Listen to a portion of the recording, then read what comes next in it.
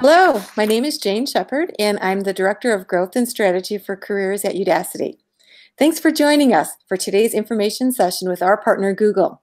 Udacity is proud to partner with a world-class organization like Google's Developer Relations team to connect our students and alumni with opportunities to put their tech skills to work. In addition to our guests from Google who will share information with you today live, we have an online team from both Udacity and Google standing by to answer your questions. So feel free to type your questions into the chat area on your control panel and we'll do our best to answer your questions. Our hosts today from Google are Rachel Harpster and Grace Lee. Grace Lee is part of the Developer Relations recruiting team at Google. Grace has been working at Google for 2 years. She was previously a university programs manager and a recruiter at Intuit. Grace attended Santa Clara University and graduated with dual bachelor's degrees in liberal studies and sociology. Joining Grace is Rachel Harpster. Rachel joined Google in March of this year on the Developer Relations recruiting team also. Previously, Rachel worked in education reform with Teach for America. Rachel graduated from Trinity University in San Antonio, Texas. Grace and Rachel will share insights into what the Developer Relations team does and give insights into Google's hiring process. They'll also introduce Lila and Alex, 2 more members of the Google team, for additional perspectives on the kinds of things this team does every day. We have lots of exciting information to share, so I'll turn it over to Rachel to get us started. Rachel? Thank you so much, Jane. We are so thrilled to be here. Thank you for having us. We have amazing partnership with Udacity that we are looking forward to continuing to grow. As Jane said, Grace and I are here to be your hosts today, but we wanted to introduce a few of our friends who are also here to support you. And if you go through a process with Google and are interested in working in developer relations engineers, these folks will be there to support you as well. So first, on the bottom left corner, we have Rainier Austin. Rainier is in the chat, and she's happy to answer any of your questions that you have, and it will also be there to engage with you. Kyle Allison in the middle at the bottom, he is a recruiter who supports you in coming on site with Google and beyond, and bringing you into an offer and supporting you in that onboarding step. The next person is Jenna. Jenna is also on this broadcast, watching and supporting, and will be in the chat to answer questions. And above Jenna is Sam Tafoya. Sam is also an amazing recruiter on our team who does a lot of our external work and will likely engage with you if you're interested in moving forward with us. So real quick, before we jump in, we're going to have some chat engagement, like Jane said. But if everyone could type into the chat, where are you coming from? Where are you logging in from? And then we will get moving right after that. I'm logging in from Boulder. I don't have chat access, but I'm logging in from Boulder, Colorado. We have an office out here. And Grace and Rainier are out in Mountain View. Keep telling us where you are coming from. Awesome. Well, thanks for being here. I know you are from across the country, and we will go ahead and get moving. Awesome. Grace, you want to take it away? Oh, sorry. So yeah, I wanted to introduce some of our DevRel engineers and speakers for today. So we have Lila Fujiwara, who is a developer advocate for Android. So she's been at Google for almost 2 years empowering Android developers. She was previously a course developer for Android at Udacity and a Peace Corps volunteer teaching CS to students in Rwanda. The second speaker that we have is Alex Hamilton. He's a DPE for Cloud, or Developer Programs Engineer for Cloud. Alex has been on the DevRel team for over a year, improving data scientists' experience on Google Cloud Platform. He was previously a tax technology consultant at Deloitte. Awesome. So as you saw in your email from Udacity, we have quite the program for you today. So wanted to walk through a little bit of what to expect and what we will cover. The first part is what's developer relations at Google. We often call developer relations DevRel, so you'll likely see that interchangeably throughout our presentation. The second one is why DevRel at Google? Why is DevRel unique, and why is it something that you should consider as you're thinking about your next career move? The third piece is diving in and demystifying our hiring process. Grace will walk us through step by step what you will go through and what you can expect in our process, from everything from how long it will take to how you can prepare. We will then move into the portion where we'll bring Lila and Alex into our presentation, and they will share a little bit more about who they are, their experience, what they do, and answer some of the questions that you guys submitted previously. And then we'll close out again with questions. There was a lot of questions about our hiring process, so Grace and I are going to go over a couple of those more specific ones to make sure that you walk away with as much information as you need to potentially join DevRel at Google. Awesome. Grace, let's jump in. What's DevRel at Google? So developer relations or developer relations engineering, the roles vary from company to company, but they all have a similar goal. So it's to represent developers and be the voice of the user. And they do this in many ways. So the first thing they do is by building relationships with the developer community. So this can be Java, PHP, Go, even parts of ML and AI. They do this by also supporting their growth, by giving them a lot of educational resources, talking to them at meetups and presenting at conferences, just providing a lot of good materials for them to work on. And also they contribute to the client libraries as well and code samples. They also gather feedback and use it to shape a product or tool into what it needs to be. So often our developer relations engineers, they act as customer zero, so they get to actually work on a lot of products before they're released to make sure that it's the best that it can be, and also they can anticipate a lot of challenges that will happen when the product is released. And again, DevRel is just a part of Google, so we work very closely with many different internal teams. So we work with software engineers, we work with product managers, we work with programs managers on making a product awesome. So Rachel, I think you're going to go on next. Yep, absolutely. Thank you so much, Grace. And as Grace mentioned, we are one team, but we are on all of our product areas. So we have a developer relations team with Android and cloud, as well as Chrome and a lot of our niche roles. And so there is a growing developer relations engineering team here at Google. I love this visual, so I wanted to show it to y'all. It's a great representation of how developer relations engineering is positioned at Google. So as you can see, it's strategically smack dab in the middle, in between our products and platforms and engineering teams and our third-party developers. So on the left, we work really closely with the product teams, and we support the creation of APIs and SDKs. We also are working and supporting our client libraries and the documentation and the code that's going to be duplicated multiple times by the amazing developers who are using it. In addition to that, we also going back towards, towards the platform and product team. We give a lot of feedback because in this role, you are so immersed in the community and ecosystem of the community that you're working on. You are going to be the firsthand knowledge and understanding of what's going well and what's not, and how we can push our products forward to be better for developers.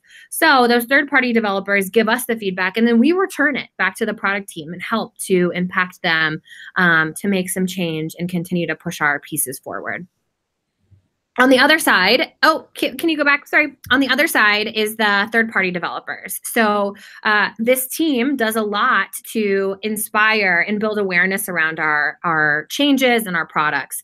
We also provide developer resources, whether that be online and on GitHub and Stack Overflow, or in person, in doing tutorials or supporting some of our clients on a one-on-one basis. And then, like I discussed, third-party developers then give us feedback and give us their sentiments about the products that then we cycle back to the platform and products team. So it's an amazing relationship cycle. It puts you right in the middle in this sort of customer zero position where you are getting firsthand understanding of everything that's going on and providing amazing tools for people to build great things. So why? Hopefully that was very inspiring. But there are some other reasons to why you should do DevRel at Google. The first thing that Grace mentioned is that we are developers first and foremost. This is an engineering team that sits on our engineering ladder. And we believe that in order to be a really good developer relations engineer, you need to be a really great developer. We want you to be able to talk the talk, but also walk the walk. And we truly believe that those technical skills foster trust and effectiveness for our developers across the world. Speaking of across the world, you should definitely consider DevRel at Google because of the global developer community. The SDK or API that you're supporting and creating is going to be used across the world. And our next billion users are going to be seeing the work that you're producing. And so you get so many access points into different communities worldwide. One cool example of that is many of you have likely been to some of our conferences like Cloud Next. We had a Cloud Next in Mountain View in Tokyo, and we also have one coming up in London. And a lot of times our developer relations engineers are on the forefront of those conferences. The next piece that is important and so compelling about being a DevRel engineer is the empathy piece. You get to advocate on behalf of what's going on for third-party developers. You're going to feel it and you're going to see it and you're going to be able to do something then about it. So the potential for impact and the potential for amazing change making is right here within DevRel. And we're not done yet. There's more reasons why you should DevRel at Google. The next piece, as you can tell from me, is excitement and passion. The folks who join developer relations engineering are really passionate about their technology. Whether you're on the Android team and very excited for a new launch, or you're on the ads team and we have a brand new API that just came out and you're supporting developers and using it, the passion and excitement that you have is going to have ripple effects for all of the developer communities at Google. In that as well, because you're on the forefront, you are also learning about the new technologies and the different collaboration points. One of the roles that we're working on right now is within Firebase and games. So it's a great technology in Firebase, but it's also transcending into our games and our Android team and our cloud team and the partnerships that we have there. So you are just on the forefront of the new things and the things that are coming down the pipeline. And then finally is around education. I was a teacher, as you might have thought. And the exciting thing about this team is that you get to teach folks who might not know anything about the work that we're doing or the products that we have or what's available at their fingertips. You get to teach them about it. And if our third-party developers are running across something that is hard or they can't really understand, you are the person that they can come to. So it's a really fulfilling role to be able to provide those technical resources and see that light bulb moment come on for some third-party developers that then leads to them creating something really cool. Have we convinced you yet? Awesome. So who's better to convince you than our own team? So here's a video that we're going to play, fingers crossed, that's going to share a little bit more about DevRel from their own perspective.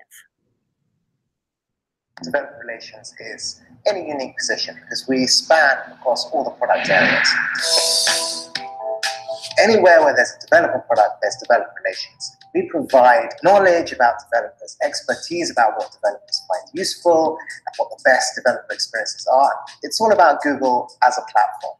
I hope that it makes some new perfect applications. Having a developer relations team for a company as large as Google is pretty powerful because you get to have people whose job is to make platforms accessible. I'm Peter Lovers, author of Pro HTML5 Program. I'm Carrie. Today we are demoing Pixel. Whitehead, and I'm here today as IO ambassador. I'll be showing you how to get started with using Google APIs. My name is Jarek Milkiewicz. Welcome to take Google provided services and bring them to developers who might not have been able to discover them on their own. Have somebody who's writing down step-by-step instructions and putting up examples on their own personal GitHub repo. It's great to see it being done by somebody else, and that's kind of what we do.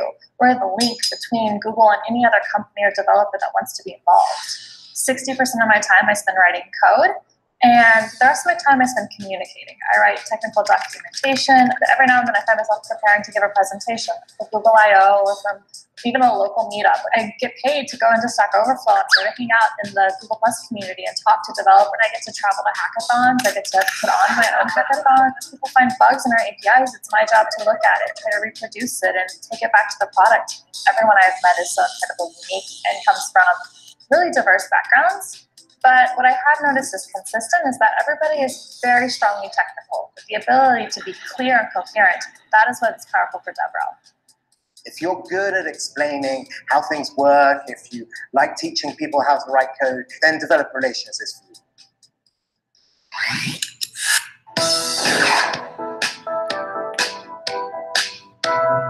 you.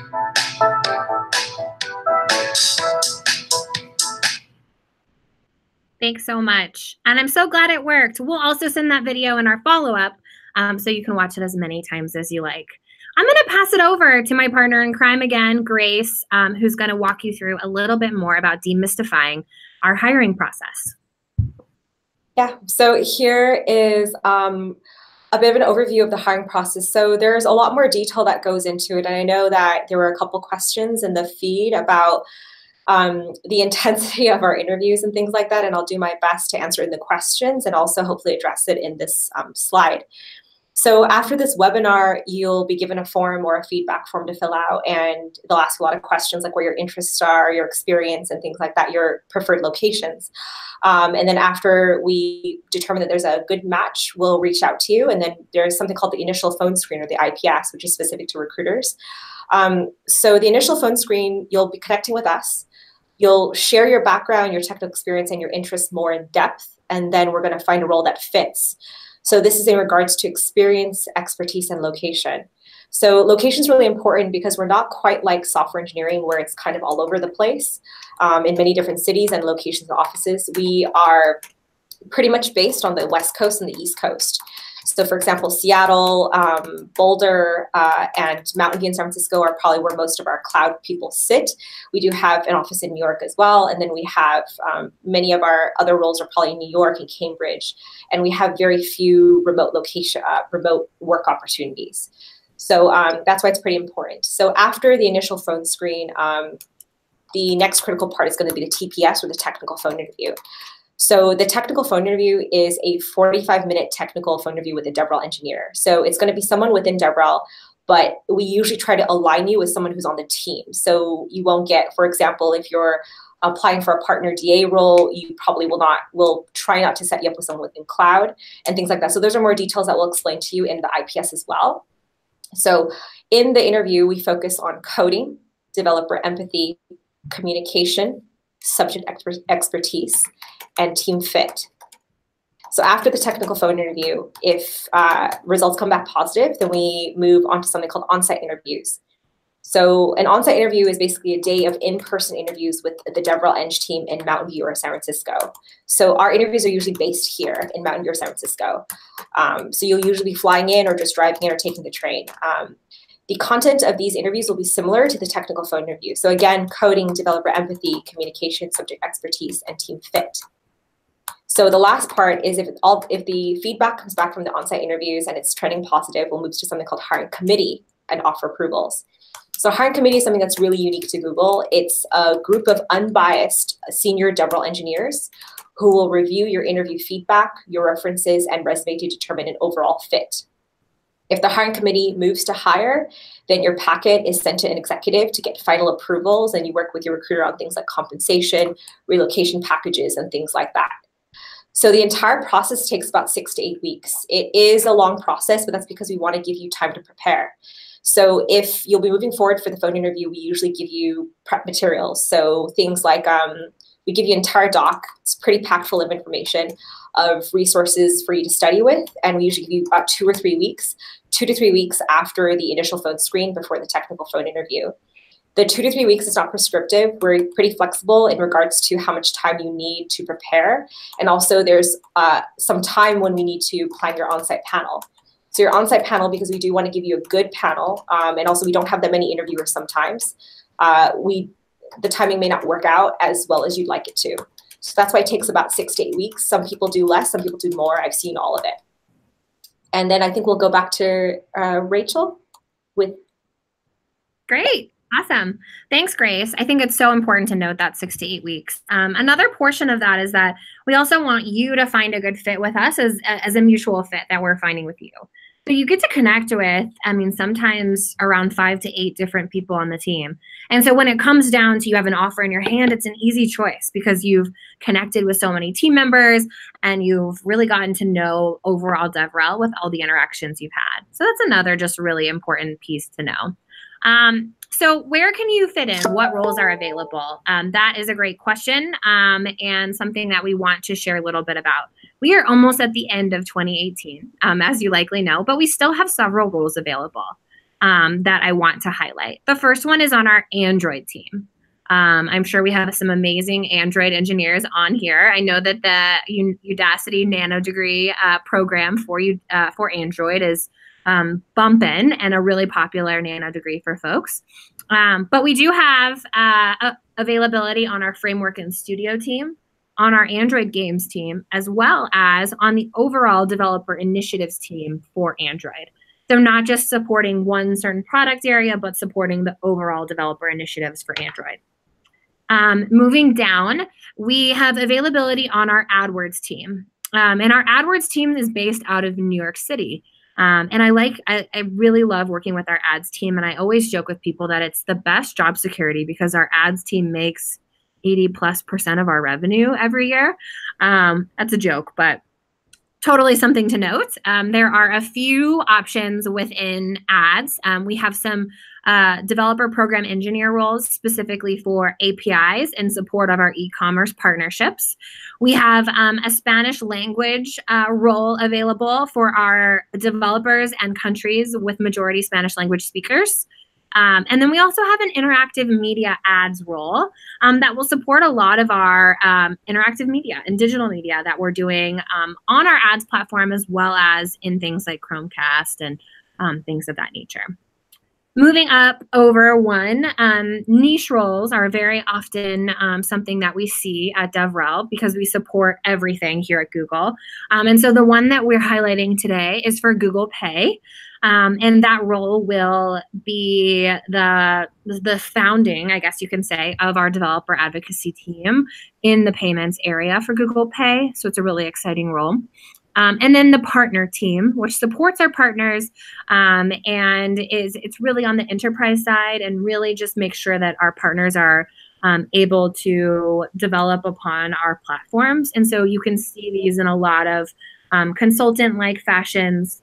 We work with small startups all the way to big partners like Facebook and Snapchat.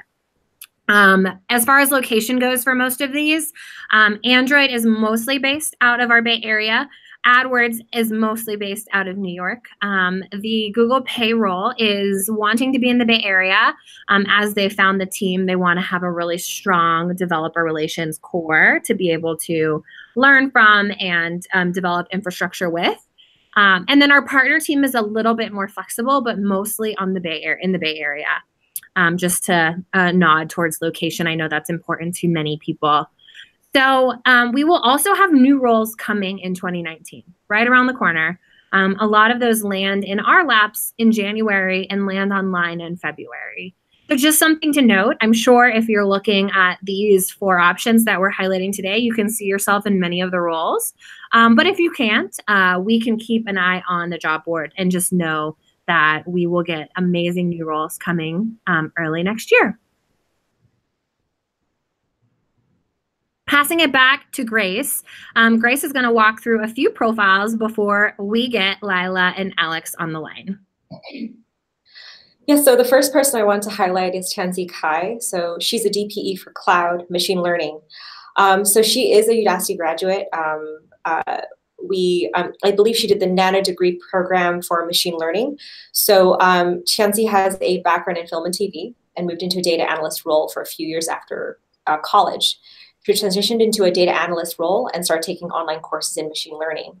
After completing one of the Nano Degree programs, she was then recruited to apply for Google's DevRel team. And here's a quote from her, after I told my friends and coworkers about the DPE role, they all thought it was a great fit for me because I enjoy educating others, especially when topics are difficult for them to grasp at first. The next slide. So the next person that we have is Gabe Weiss. He's a developer advocate for cloud as well, for IoT or Internet of Things. So Gabe was a professional actor in Hollywood for several years before moving into tech. He started as a QA engineer at Perforce, simultaneously supporting customers in the toolset group, then grew into eng leadership roles before coming to Google. His quote is, "I want to help guide you through the nuts and bolts so you can do the cool stuff. I work in IoT and love, for example, teaching people how to get started connecting their devices to the cloud and enabling the others to figure out the creative part." I'm going to pass it back to Rachel because she has an activity for us to do. Awesome. So I told you we'd have some engagement today. So would love for you to think a little bit. You've heard about two different profiles, really. You've heard, and we'll hear more from Lila and Alex. And then you also just learned about Tianzi and Gabe. So considering those similarities that you've seen, whether that be education or experience, what do you notice about their background and their career paths and what has led them to the developer relations team at Google? We're going to use the chat. So just chat in your responses, any words that come to your mind, any similarities that you see between those two, to engage with each other and hear the different ideas that we are noticing. I'm going to give everyone about 1 minute to chat and engage, and then we will keep it moving to the next question. Don't be shy.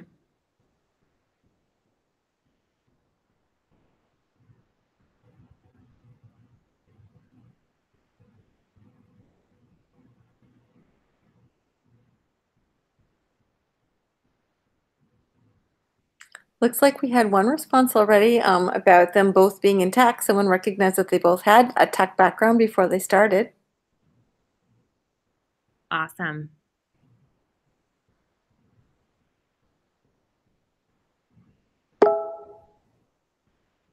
We also had two more really great observations. One was that they both had creative backgrounds, like creative in film and not necessarily just tech, so they were a broader base. But it looks like a lot of people picked up on a really key thing, and that was their desire to spread what they knew to other people and to share their knowledge.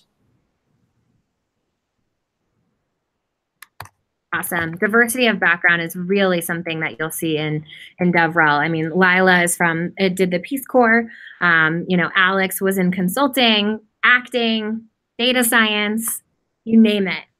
And Rachel, you're getting lots of love for Google about the fact that you guys really do reach out to non-tech people and have a really broader base for your hiring. So lots of love coming your way.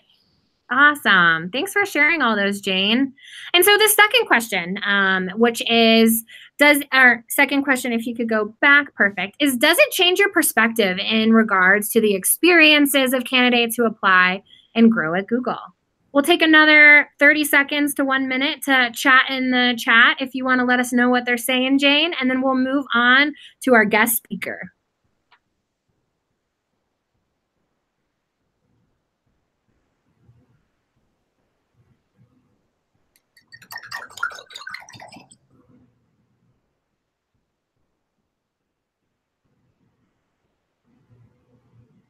We're seeing some recognition and some identification with the nano degree because a lot of people saying they can relate to the fact that they came from a non-tech background and wanted to make a choice.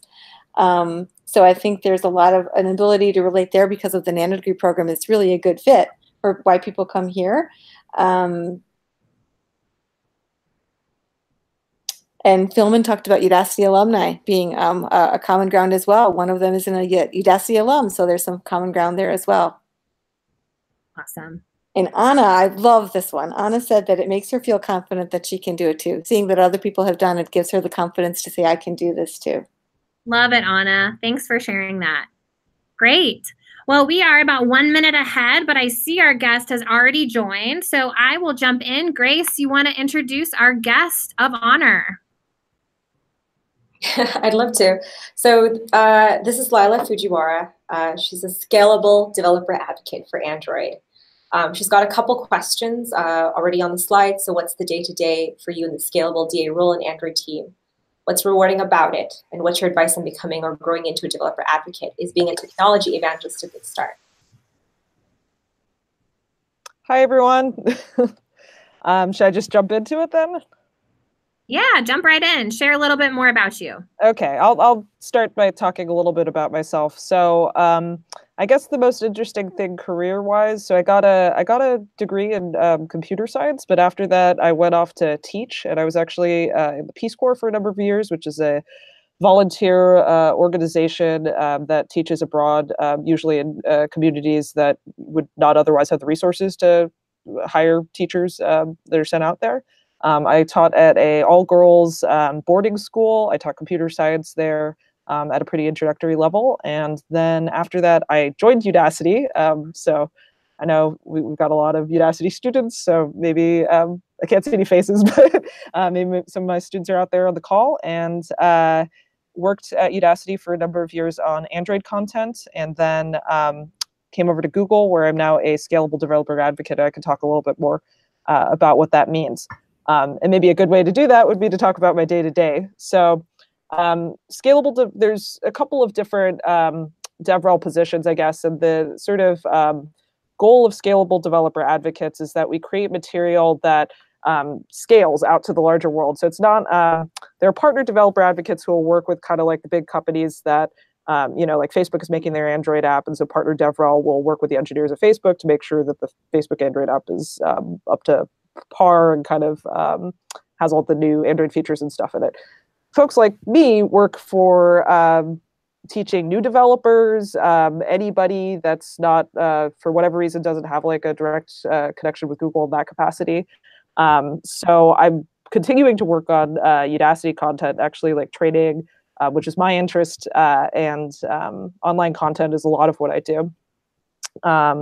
Developer advocates will also go out and be at conferences, and they're kind of the eyes and ears on the ground who are interacting with developers.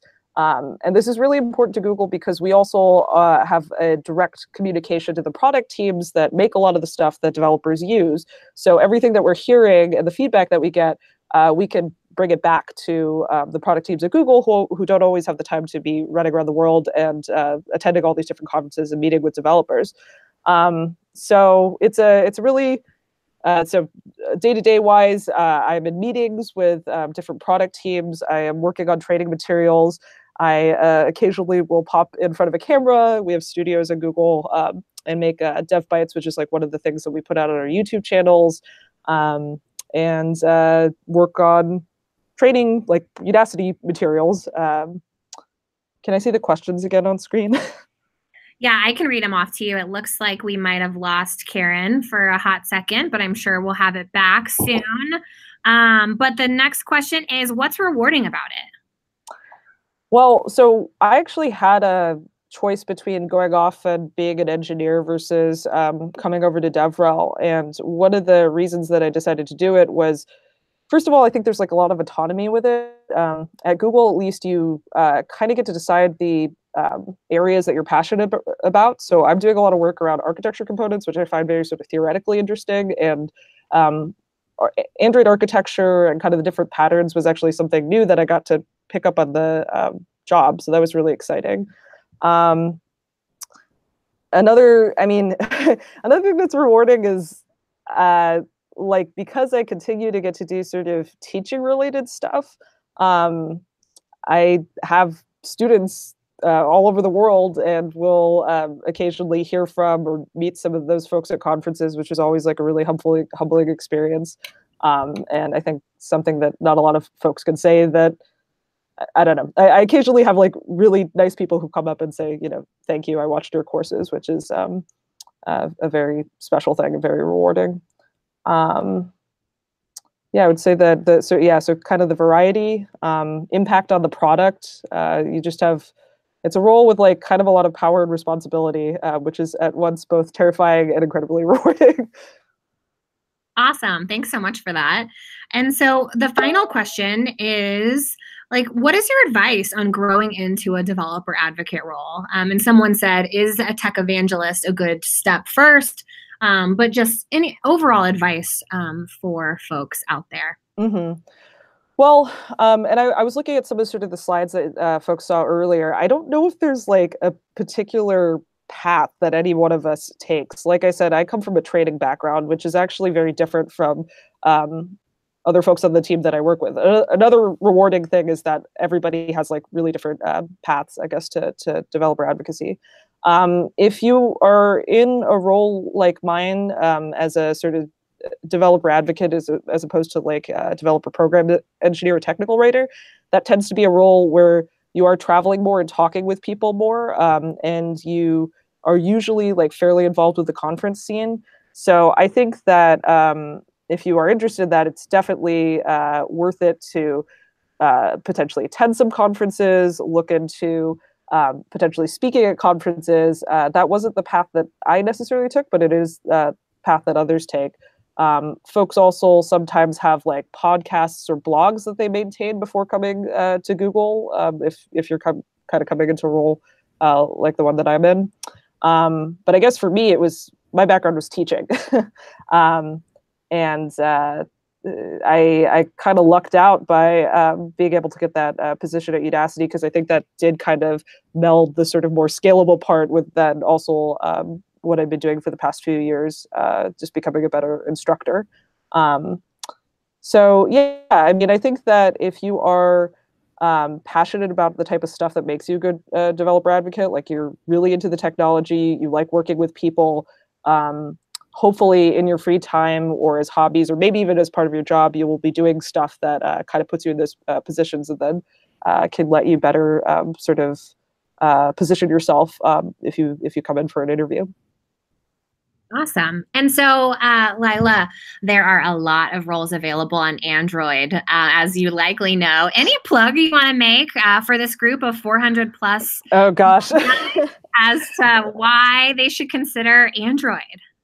Well, is Android in particular, or just like Android's really cool. I mean, if you're following Android at all, like a lot of stuff is changing. So we launched Jetpack at the last I/O, which is just really like a recommittal to making developer tools and libraries that really serve developers. And it's very developer focused and involves a lot of the stuff just like as scalable advocates that we want to do. And it's really great that the engineering team and like we're all kind of on the same page about that.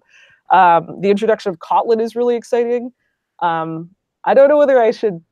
So like right before I joined, I knew a few folks who were on the team, and I had a little bit of a fear that I would join and I might be kind of making, like 2-minute videos about the new support library version and like tiny little changes that were being made on the platform. And my experience has been completely the opposite of that. Just like so much new stuff coming out, a lot of just really exciting touch points with the community. So technology wise and Android wise, like that's why, I mean, hopefully you're already excited about Android. And I think you would know that like a lot of this stuff is exciting. As far as being a developer advocate, like I guess one of the perks, if you enjoy it, is you get to travel a lot and you get to meet a lot of different people throughout the world. And it's something that's part of your day job as opposed to something that maybe you're doing on weekends or as a hobby. Yeah, I don't know. It's just really special to be like, hey, I'm being flown out to London to give a conference talk, and I get to meet all these developers over here. Or I am making a course that, hundreds of thousands of people are going to see, and that's part of my job. So anyways, to me, that sounds really cool. And if it sounds cool to you, then hopefully that's a good sell. Awesome. Well, thank you so much for being here. Feel free to stay on if you would like. We're going to, Grace is going to introduce Alex, our next presenter. We'd love to have you stay, but otherwise have a wonderful evening. Grace, I'll kick it to you. Sure. Coming up next is Alex Hamilton. He's a DPE, or Developer Programs Engineer for Cloud. So definitely a different role from Lila. And he'll go into what his role involves, and he's got a couple questions too. So what made you want to join DevRel? What is the best advice that you received that you can give in regards to preparing for the technical interview? I'm assuming that's DevRel or General. And what does teamwork and collaboration look like in DevRel or on your team? Hi. So I'm Alex. I work on the big data and machine learning team in the Google Cloud Platform overall team. So what I do is I actually focus on BigQuery. So I'll create code samples for BigQuery. And I also work on our Python library that people use to interact with BigQuery. I came from tax technology consulting, which is kind of a funny like niche career to come from, but also data related, dealing with like clients like tax data pipelines. So this was fun to move into creating content for data scientists and for people who were using tools like I previously was using. I really enjoyed DevRel because, well, I mean, first of all, like I definitely wanted to be coding. Like most of the time, I was actually, the other roles I was applying for at other companies were traditional software engineering roles.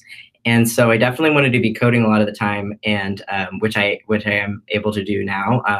People kind of in the developer programs engineer position, you can also like go give conference talks and do blogs and do the things that developer advocates do, but there's more of an emphasis on coding, and then like which percentage of both you want is kind of up to you. So I primarily actually work on the library and work on code samples, but I also do go to conferences. So that was important to me to do primarily coding. And then I remember I just really enjoyed school throughout my life. And what I like about it is like the cycle of learning something new, creating a good project using best practices, and then moving on from that. I like jumping around, learning new things, trying different things out. So the amount of flexibility I have in this job is pretty awesome. I'm able to, pitch ideas to my manager. Like, I think this would be a great thing to focus on this quarter based on what I heard from these conferences that I went to. Am I able to do that? And if he thinks it's a good idea, like I'm able to go work on that, which is really empowering as like an entry level engineer to have that much say over what you're working on. Yeah, so I'd say the flexibility and the travel, and then also just creating a really quality code that's going to be used for communication. I find that really satisfying to write that kind of code. Rather than just getting something to barely work and just kind of ship it out the door and then have bugs down the road. I really like following best practices. I'm kind of a nerd about that kind of thing. Great, should I move on to the other questions? Okay. So some of the interview advice I received that I found really helpful for the developer programs engineer interviews was to do the easy and medium algorithm and string manipulation problems on HackerRank. I really like doing those problems to prepare for the technical portion of the interview. And then the other thing that can kind of surprise people is that a lot of times the coding in an interview is done in a Google Doc. So getting used to like writing code in a Google Doc is something that you want to practice with. Like a lot of people practice technical interviews like on a whiteboard, but a lot of times our interviews the coding is done in a Google Doc, and it's a little weird because it feels slightly different from a text editor. So it's good to get used to coding there. And then in terms of like collaboration on the team that I'm on, so we have engineers in Seattle, Kirkland, Mountain View, Sunnyvale, New York, and we're just adding Boulder now. So we collaborate with people across the country. So we'll have video chats and in-person meetings to collaborate with each other. Generally, when I'm working with someone on code, I'm gonna have a meeting with them in person or on GVC to kind of like flesh out what the plan is, and then I go work on that code independently. That's the workflow that I tend to prefer. But then if I'm working on something that I don't have as much knowledge on or I need a lot of help with, I'm doing this big refactor of our C# BigQuery samples, and I don't use C# at all. So I'm pair programming that with one of our C# developers who's in the Mountain View office. And so that's kind of an unusual thing for me, but I wanted to get this work done. And that's kind of an interesting thing about this role is it's like very common for us to there's 7 languages that we write samples in, and it's common to kind of jump in and do something in a language you're not familiar with, and like learn something really quickly and get something out the door, which I find pretty fun to do. Like the last quarter, I did a sample in all 7 of the languages, but I only actually know 2 of them. But it's kind of fun to be like, oh wow, this language, there's all these like weird little brackets around everywhere, all these $ signs. So I find that to be a fun part of the job. But so if I don't have as much experience, I'll pair with somebody on it. No, thank you for taking the time out to talk about your experiences and help us with some of the questions. What was it called? I know that we had Lila talk about some of our roles. I know that we're kind of getting to the end of 2018, so you don't have as many cloud roles anymore. But is there anything that you would like to mention about your team that, any DP roles that are coming up and things like that you can give a brief mention about? Yeah, well, I mean, as you mentioned, like we don't have any cloud roles right now. I really do enjoy being on the cloud team because the cloud platform covers so much area, and so I'm able to work on a lot of different things. So, if you are interested in cloud, applying for that in the future when we have new roles opening up is good. I would say for developer programs engineer, which is my role, like in contrast to the developer advocate role, like I mean, I personally, like, I don't think I could do the developer advocate role because I'm not as good at, like, you know, giving presentations and talking to people. And so I like that I'm mostly doing like engineering and mostly communicating with people through code rather than through speaking or through writing blogs. So that was a way that I heard somebody distinguish the roles, is like, which way do you primarily communicate, whether it be through code, through words, or through speaking, and just I would use that as like kind of a benchmark of which role you'd like to apply to. Awesome. And again, thank you so much, and you're welcome to stay and listen to us talk about pieces of the hiring process, because we do have a couple questions left for me and Rachel to answer, or we can just, I don't know, part ways. But thank you so much, and I hope you have a wonderful evening. All right, thank you. Thank you. What was it called? Jane, are you able to bring up the slides again? Karen, I think you bring up the slides, but while she's doing that, I just wanted to give a shout out to Lila. I know she's gone, but we have a lot of fans of hers who recognize her from the courses that she taught, and we're getting some really great comments and questions about preparation for the role as well, like whether or not they need to know data structures, if there's a preferred language for the interviews, how to keep up with like the platform and engineering team. So lots of really great engagement on the chat session. So thank you for bringing Alex and Lila here. And I think their experience really resonated with a lot of people on the call. Karen, it looks like you've got the Udacity basic slide up, so if you can move to the presentation slide. Yeah.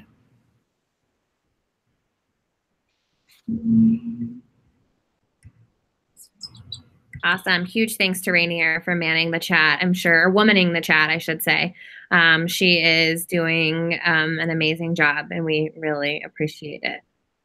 While Karen's trying to get that up, I can give you to our next.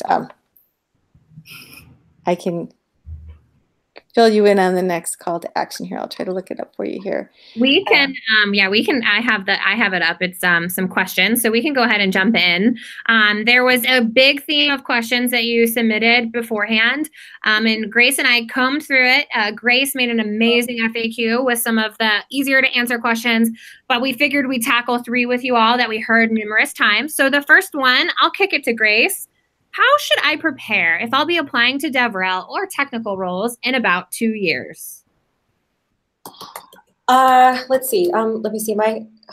Sorry, give me one. Can you hear me, Rachel? We can. Okay, got it. Sorry. Oh, let me go back. So I think I'm presenting in place of Jane, just in case if she can't. Yes, we can see it. Yes. Okay. So how should I prepare? So for DevRel and technical roles, I think that if you continue, so for DevRel specifically, we want you to continue being very enthusiastic about the technical side of things. You know, we want you to be continuously learning, because things are always changing at Google, and they always want you to be to hone your skills and to just keep up to date with new things, new trends that are coming up and things like that. Because whether you work for DevRel or for a SWE role, probably in your interview questions, they're going to be asking you some questions that are more technical in nature, but also about your technical knowledge and domain expertise sometimes. So that's one of the ways to prepare, is to also continue to code as well, since coding is still a pretty big part of many of our roles. Like if you decide to go for a product management role, they require you to have a technical background as well. Or when I mean background, I mean like knowledge of it, not necessarily a CS degree or something specific like that. For technical writing, things like that, you'll have to have some technical knowledge. For DevRel and software engineering, definitely something technical. So coding and keeping up to date with a lot of our trends is really important, and especially also our products as well. So whether it's Google products or our competitors, keeping up to date with what they're doing too is a pretty good idea. And I would love to add, yeah, so I would also add that if you have 2 years and an on-ramp, regardless of if you're applying for developer relations or technical roles, involvement in the community in some way is a great thing to start doing now. So whether you start a blog or you jump on and contribute a lot into a GitHub or a Stack Overflow, those are all really good things for any role that you apply to here, because we believe so strongly in open source at Google. It's a good indicator for any of those roles. But that's my advice as well. So the second question for DevRel, what's most important in a Udacity resume, and what do you generally look for? I'll kick this one off and then pass it to Grace. What I do want to say first and foremost is when we partner with Udacity a lot, and the Career Center and the alumni network that Jane and Karen work on is a phenomenal resource. So many of you are already using their resume resources and their interview resources. Keep doing that because they are great and they really do catch the eye of our hiring teams.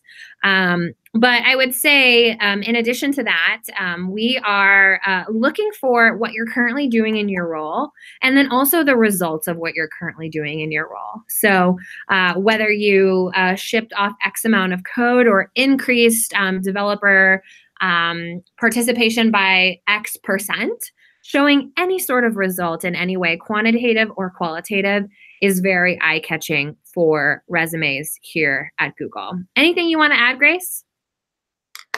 Let's see. I think one of the things I did want to mention is, so we have a lot of people who, I know that Udacity is a pretty large program, and we have people who are, may not come from a traditional CS background. We also have those that do come from a traditional CS background and have been doing software engineering before, and they pick up Udacity or General Assembly and a lot of different programs on the way. So the combination of those two don't necessarily make you an appropriate fit for our role. Sometimes those are just for like your knowledge or for your learning.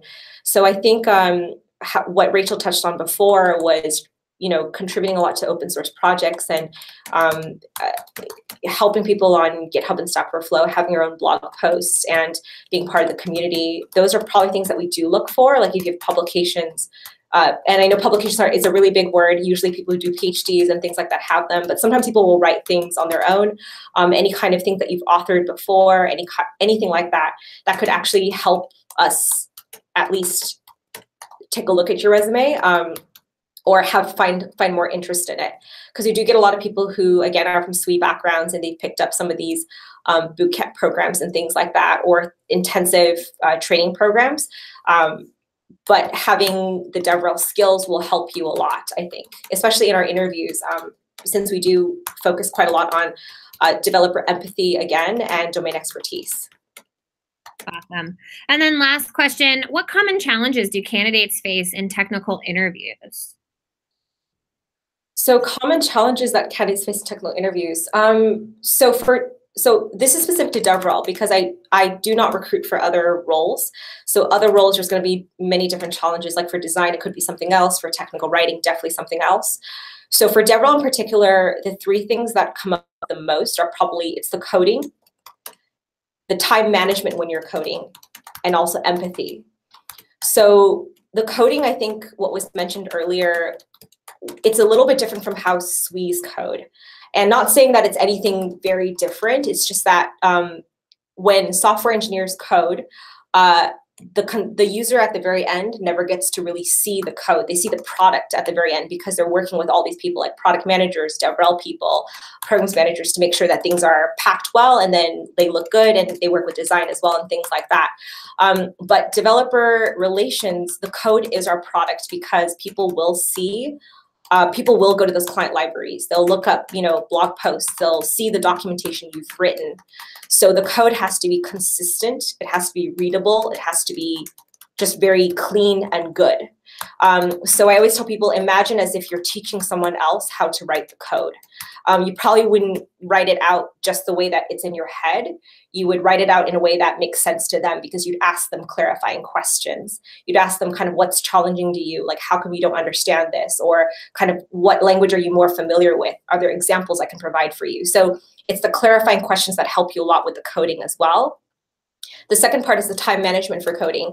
So time management, when you think about it, you have 45 minutes to interview. You have, 25 minutes in the beginning when they ask you all your verbal questions. So things like your experience, domain expertise, why do you want to be a DevReller? And then after all that's done, the last 15 to 20 minutes left is the coding. And when you're given that little amount of time, especially with one question, with follow-ups or multiple parts, even if it's very simple, people sometimes they rabbit hole, they get lost sometimes. They don't ask the right clarifying questions to build a good foundation. They sometimes get really stuck because it's the impact of that. It's a Google interview. I'm interviewing with a really big company. I may not be able to show them what I know. The interviewers at the very end, they always say that you have to get something down on paper, though. You have to show us what you know. And often they actually say that I don't really, and these are pretty rough words, but I don't really care if you get it right. I don't really care if you, I don't really need you to find the most optimal solution, but you need to write good, consistent code and show me what you know and be able to at least write out something for me that demonstrates that. Because we have candidates who sometimes don't write the most optimal solution. They don't write maybe what the interview is looking for. But in the end, because their code was clean and it was readable and it made sense for their background and it made sense for kind of where they're coming from, because our interviewers they actually do take into account what your background is. So just because you get something wrong doesn't mean that they'll say, well, they got it wrong, so we're not going to, move forward. So I think time management really is a really important thing. And then the last part is so practicing all those problems that Alex was talking about earlier on LeetCode and HackerRank and getting faster and faster and getting better at it is actually a really good idea. And then the last part is empathy. So because developer relations is such a very unique type of role, showing empathy to other developers is kind of a difficult thing to master sometimes. So that's why people who have been tutors or teaching assistants before, or they've tried to help others, like teachers, they were explaining things like how Lila was a CS instructor. That helps a lot because they can empathize with others. They can understand where they're coming from and why they're having all these challenges. I think one of the hardest things in our interviews is when, sometimes if they ask you, like, given 3 options, how would you help another developer? Like, there are 3 answers that are good and that you could possibly use, but how would you help the third-party developer? Sometimes what the candidate will say is, well, I think this is a really good answer. Well, that's what they think, but it's not what the third-party developer wants. Sometimes the third-party developer needs a lot more help than that. So sometimes when that happens, then you don't really show very good developer empathy. So I think trying to understand other people's problems and trying to figure out what they want and how to explain it to them is probably what you can, work on. You can talk to other people who are technical, or maybe your friends, and try to ask them, like, could I possibly explain Python to you and see if you understand? Or can I explain what an API is to you and can you understand? Like, those will probably help you the most. So that's my 3 parts. Awesome. So next slide, just to close out, we are at the end of our presentation. We are not going to be able to take any live questions, but if you have any questions, I know Rainier's been doing a great job in the chat. But if you have any other ones, feel free to contact Grace or myself. We're happy to answer those questions for you. And then on to the next slide. Next steps, you're going to be hearing, and I know Jane's going to explain this as well, but you're going to get an email with a feedback form. We'd love for you to fill that out, especially if this resonated with you and you're interested in moving forward. We also included a link to our live job so that it's easy for you to access. Please fill out that form and let us know that you're interested. So then what will happen with that form, just to set very clear expectations, is if we currently have a match, or we find alignment with hiring managers that are interested in your profile, we will reach out. It might not be, we might not reach out this quarter because we don't have a match, but we'll find one next quarter and we'll be popping in your inbox. So you'll hear from us if we do have a solid match. If not, you likely or may hear from us in the future, and that is because we have found a really good potential match based on your background. So yeah, I'm going to kick it back to Jane. Thank you so much, Grace and Rachel, both of you. It's been really informative. And Alex and Lila, yeah, I think we've gotten so many positive comments in the chat, and this has been so informative. Thank you so much for sharing your time with us today. I'll just reiterate the next steps. If you are interested in applying for a role with Google Developer Relations Team, and Rachel and Grace will be happy to see that many of these people in the chat box are interested. Look for the Google form link that Rachel mentioned in the thank you email that you'll be getting for attending this webinar, and you'll see some next steps there. And also, while you're at it, check out the alumni portal, which is alumni.udacity.com, to learn more about upcoming opportunities like this webinar, and also specifically for the Udacity festival that's upcoming this weekend, where you can share more with the community of fellow alumni in general. So look for a link in the chat to the alumni portal. And thank you for joining us today. Stay curious and keep learning. And Rachel and Grace, thank you again. This has been wonderful. Have a great day, everyone. Thank you so much, guys. Bye.